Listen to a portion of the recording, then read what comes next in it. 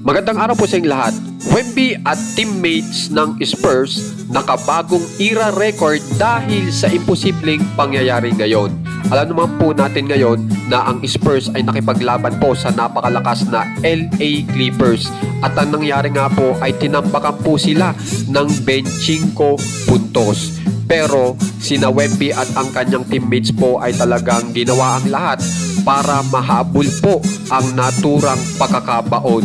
At ito nga po ang nangyari kung saan ay sila pa po ang nanalo. At ang sinasabi nga po sa balita, bumangon ang Spurs mula sa 25 puntos na pagkakabaon para makuha ang panalo sa kanilang home court.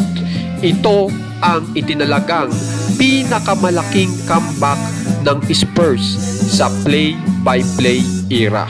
So napakaganda nga po ng naging performance po ni na Wemby para matalo ang LA Clippers kahit pa po sila ay natambakan ng 25 puntos. Kaya naman po guys, panuorin po natin kung paano ba sila nakabangon muli at naipanalo ang naturang game.